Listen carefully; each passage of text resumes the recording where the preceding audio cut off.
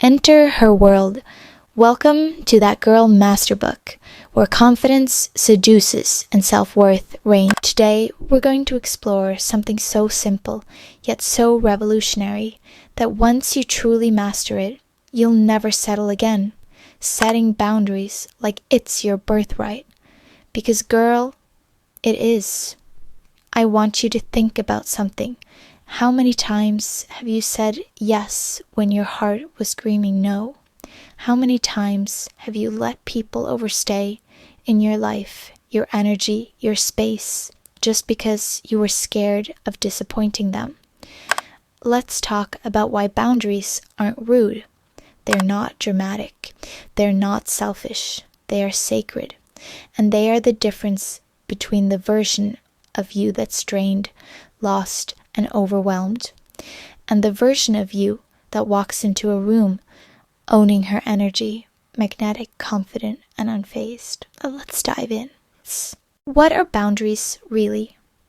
The Way Boundaries by Dr. Henry Cloud explains it changed everything for me. He says, boundaries define us. They define what is me and what is not me. In other words, boundaries teach the world how to treat you by first teaching you how to honor yourself. It's like owning a home. There's a fence, there's a door, there are locks. You decide who gets invited in, how far they can go, and when they need to leave. But what happens when your front door is always open? Anyone can walk in. People overstay. Some leave a mess. Some even rearrange your furniture and tell you it looks better that way. That's exactly what happens in our emotional world when we don't have boundaries. We let people tell us who we should be, what we should accept, how much we should give, and we lose ourselves trying to keep the peace. But the real you, the magnetic, powerful, that girl version of you, she understands this. No is a complete sentence. Saying, I don't accept that isn't mean. It's queen behavior. Where do we struggle with boundaries? Let's get real. So many of us struggle with setting boundaries in 3 key areas. 1, relationships. 2, work and career. 3, family and friends. And honestly, it often stems from a fear of being unloved. We think, if I say no, they'll leave. If I set a limit, they'll think I'm difficult. But let me remind you, people who leave because you have boundaries were only staying because you didn't. Let me say that again for the girl in the back. People who leave when you start honoring yourself were only benefiting from your lack of boundaries. Dr. Henry Cloud says, boundaries are a litmus test for the quality of our relationships. So if someone gets mad when you start setting boundaries, that doesn't mean you're doing something wrong. It means you're finally doing something right. How to actually set boundaries. Now let's talk strategy, because I know some of y'all are like, okay sis, I get it. But how do I actually start setting boundaries without sounding cold or causing chaos? Here's how. 1, know your limits. Start by getting so clear on what drains you, who or what makes you feel resentful.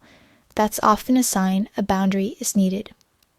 2, communicate clearly. Don't beat around the bush. Use direct but respectful language. I can't take that on right now. That doesn't work for me. I need some space to think. Not, sorry, I'm just so busy and maybe later if you don't mind. Girl, no. 3, stay consistent.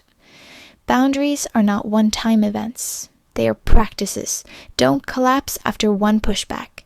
People will test you. Stand firm. 4, don't over-explain. You don't owe anyone a full TED Talk on why you're saying no. You're not rejecting them. You're protecting you.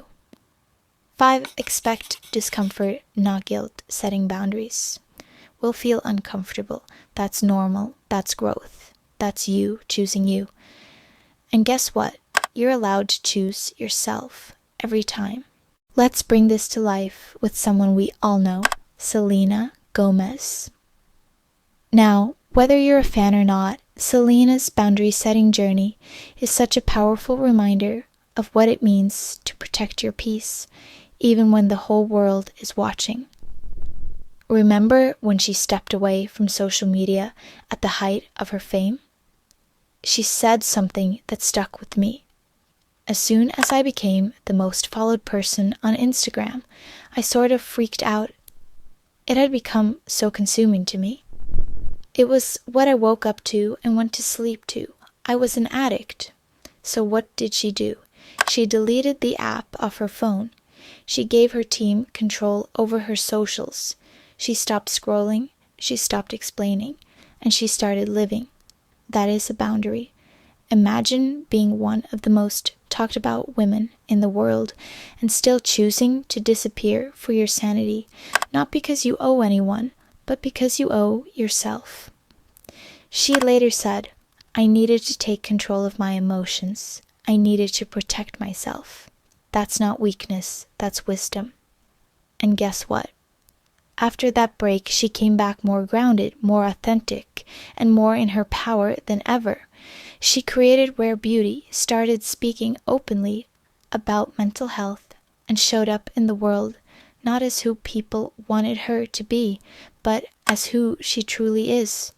And babe, that's what boundaries give you. Clarity, creativity, and complete self-respect.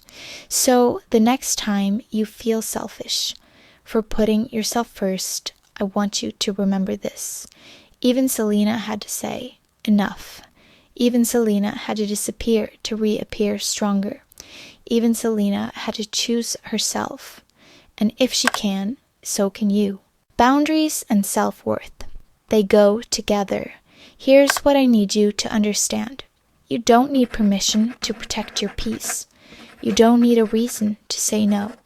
You are not here to be everyone's therapist, savior, or emotional landfill. You are here to be her, the version of you who knows her worth, who walks with soft confidence and firm limits, who loves deeply but never self-abandons. Dr. Henry Cloud said it beautifully. Boundaries aren't just a way to say no, they are a way to say yes to the life you were meant to live. So the next time you feel guilty for setting a boundary, remember this. You're not being unkind. You're being whole. Whatever it is, do it like it's your birthright, because it is. And you are stepping into your most powerful, protected, and aligned self. I see her, and she is stunning. This is That Girl Masterbook. Until next time. Protect your peace and never apologize for honoring your sacred yes and your holy no.